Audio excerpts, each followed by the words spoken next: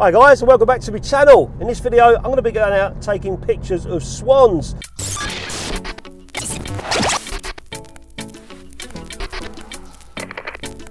With a bit of a difference, I'm going to be pushing my film. I've got HP5, Ilford HP5, and I'm going to be pushing that 2 stops to 1600. So 400, 1 stop's 800, 2 stops is 1600.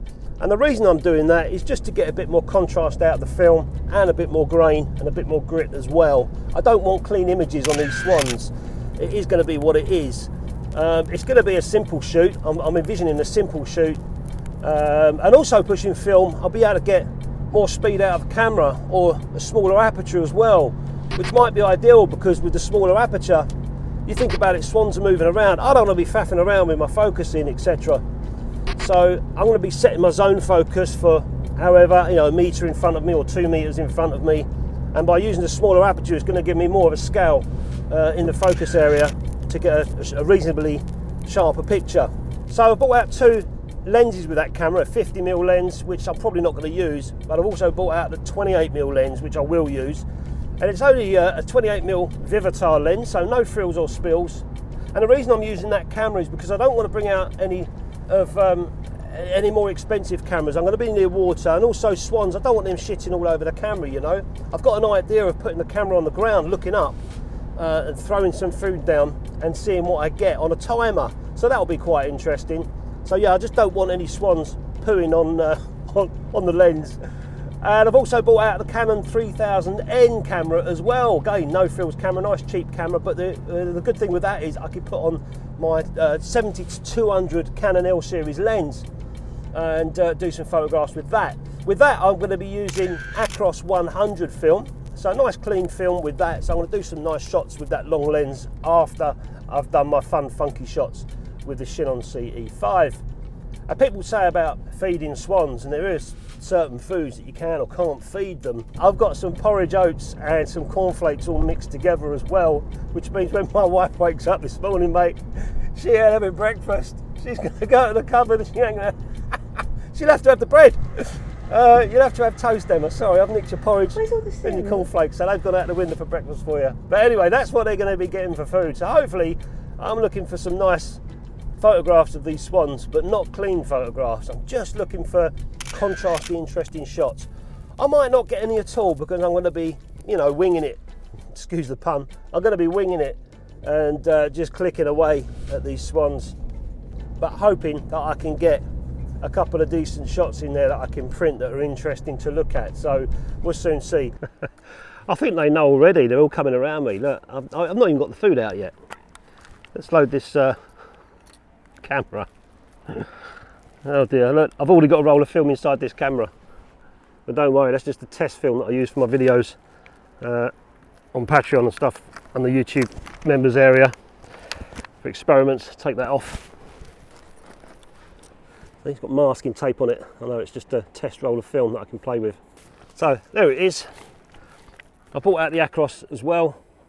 That's going to go inside the 3000N camera with that L series Canon 70-200 2.8 lens. I'm going to do that later. I've also got this camera because it's got an auto winder on it as well, so I can burst off the shots without having to sit there and faff about with trying to advance. So I can burst off my shots. It's going to be a pretty quick shoot. I nearly dropped the bloody thing. It's going to be a pretty quick shoot. Okay, so I've just put the meter into 400 mode, so it's giving me 1/30th of a second at f11, so I was right. I need to push that film to get a bit more speed out of it, to keep that aperture of f11 so I can get more range on the focusing, because I'm not going to be looking through and focusing. I'm going to just set my focus area and just snap away without looking through the viewfinder. So let's push it to telling the camera that I've got a 1600 film inside. Now it's giving me 1/25th of a second. That's much better.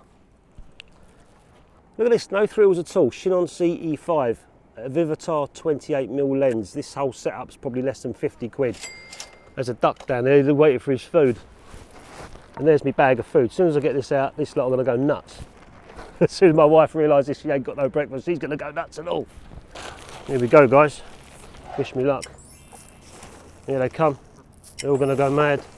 Oh, geese are a nightmare as well. Where's the swans? They're missing out.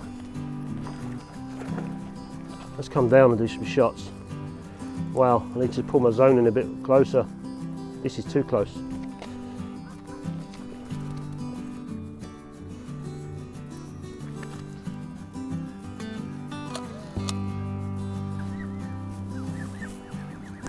Oh man, the swans ain't getting a look in. I need to bring them over this way a little bit. I'm in trouble now because there's cygnets there. The swans have got their cygnets with them. That's not too clever.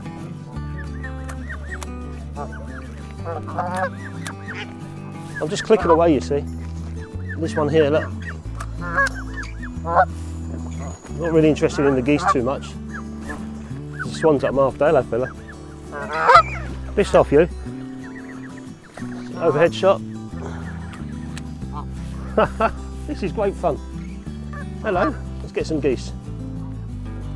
I've got it in aperture priority mode as well, the camera, so literally no fuss photography. Oh, look at this one. Thank you very much. Thank you. Hello. Here we go. Oh man, am I too close? 2 feet away. Should be all right. See if I can get low down.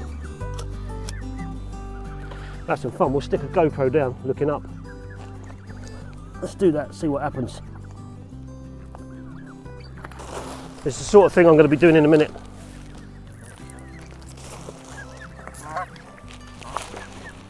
Mine are cygnets.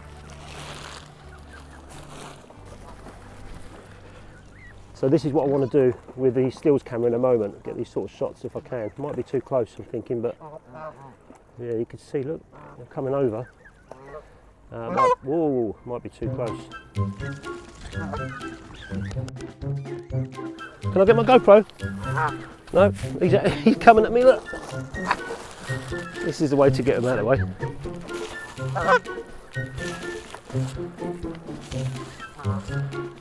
Come on, I need to get my camera, you little zods. Yeah. Boy, I stink.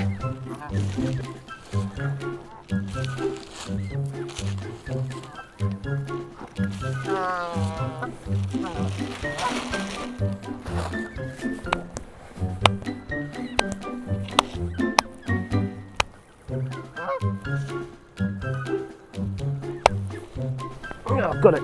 Yeah, there's shit all over it. So I'm not sure how well this is going to do. I'll have to put the timer on. Do a quick test, 10-second timer.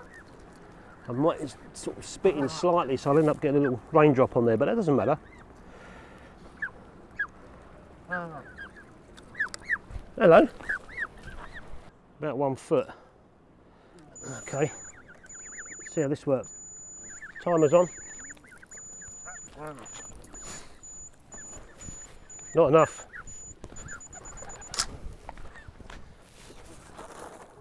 I need to get my camera. Sorry guys, I'm in the way.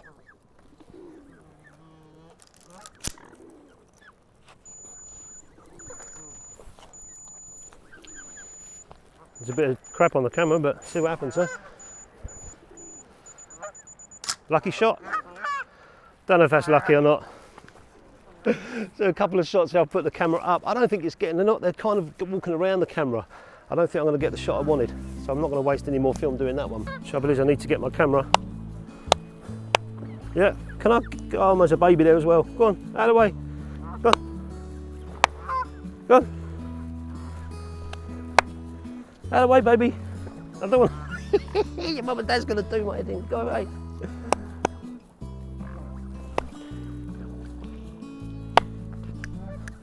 Got it. Here we go again. See what we can get this time. Oh, this one's got a bad leg. Yeah, mate, you ain't getting no food, are you? There you go. Throw it over there. So again, I'm still between, my focus zone is between 1.5 and about 3 feet, so we're good here. Right, get out of it, you.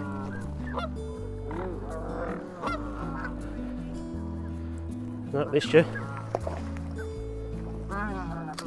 Nice shot there, maybe. Come right. No.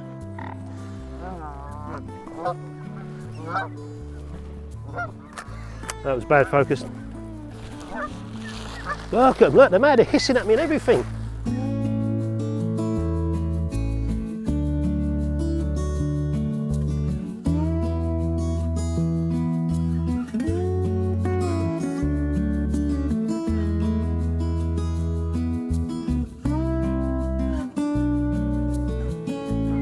In fact, I've changed my mind. I'm not going to put the Fuji Acros 2 inside that Canon.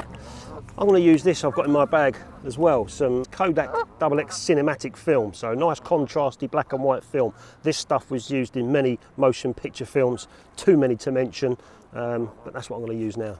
And if you haven't seen this camera before, it's a proper cheap camera. This was sent to me by Andy Brennan, a mate of mine out in Australia, and you can pick these up pretty cheap on eBay. I've done a video on this a few weeks ago. I'll put a link in the description if you're interested in this Canon 3000N. But the bonus with this Canon is it fits the EF lenses that I've got for my digital Canon cameras, such as this one. So, and the strange thing about this camera is when you load it, it will wind all the film straight away onto the take-up spool, and then it starts doing it back to front. It starts advancing back to front, unlike all the other films. And the reason being is if your lid flips open during your shoot, all your pictures you've taken are safely back inside the canister. I think that's pretty ingenious. But let's put this in the camera. So we've got Eastman Kodak film, and I like this film. This is a nice film to shoot. We'll pull it across, get it inside. Like so. Now you listen. When I turn it on, it will just advance the film all the way through onto the take-up spool. There it goes. You think to yourself, oh no, it's broken, what's it doing? So it's taken the whole film onto the take-up spool, and now each photograph I take goes back into the canister. So if I accidentally open the back during the shoot, I haven't lost my exposed frames. That's pretty cool. So I'm not going to do a video, guys, of me shooting these swans. I think you've seen enough of that now, but I'll show you some of the pictures that I get with this little concoction, this film and this lens. I'm going to be developing this film normally. It's a 200 speed film, so I'm going to shoot it at 100 just to pull the exposure out a little tiny bit, see what happens.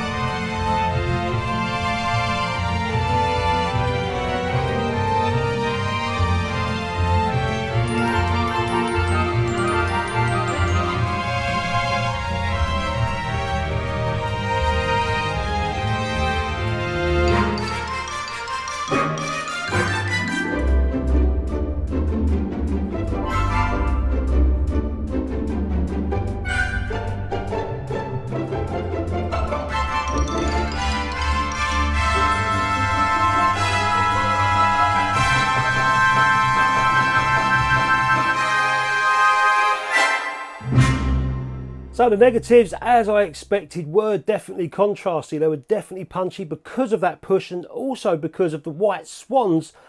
That longer development was banging those highlights out. Maybe I should have developed a little bit less, but that's all something for me to learn by for my future with that developer in the development process and that particular film HP5. But these are the two prints that I made. This was the first one.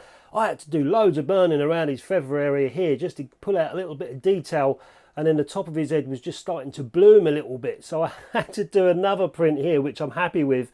Look, quite a long time on the enlarger to darken the highlights down, but dodging area here where I just used a simple dodge tool under the enlarger to cover the light for an X amount of time just around his beak area, making sure that I didn't really cover the top of the head because I wanted that to stay a little bit dark. And I've got a print there that I'm quite happy with. A different process may have had a different result, maybe lessening the time that I developed for. I was using a rotary processor as well, and I was using D23, which I make myself. Maybe if I was using some kind of more friendly pushing developer such as Ilford's microphone, that might have worked better for me, and a different way of maybe inverting the film. I don't know until I try these things out, but it's all fun and games. So that's the print that I ended up with. Like I said at the start, I wasn't sure even if I was going to get one negative that was printable, because I was literally winging it, just sort of aiming at the aiming the camera in the right direction, hitting an open really, to see if I was going to get any decent photographs. So that's probably one that I liked. I got better results afterwards with the 70-200 lens, because I could take my time a little bit more and focus more. And also some of these photographs, you'll notice in the background was wonky, so you know, it really didn't do the photograph any justice. It looked like exactly what I did, just hit and hoped.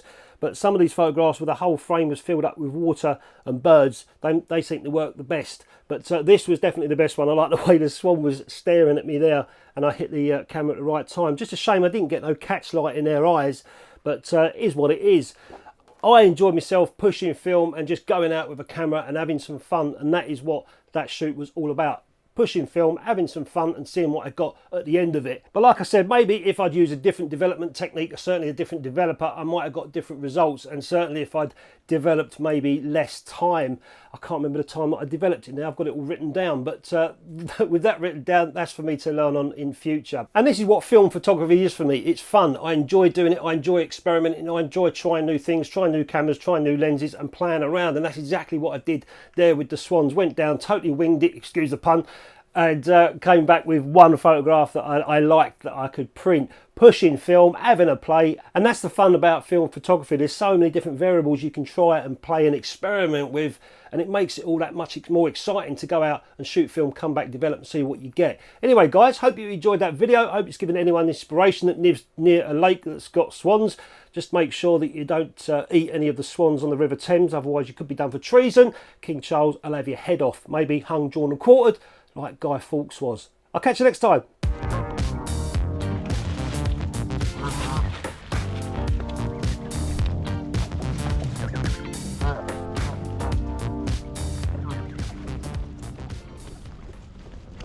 Mm.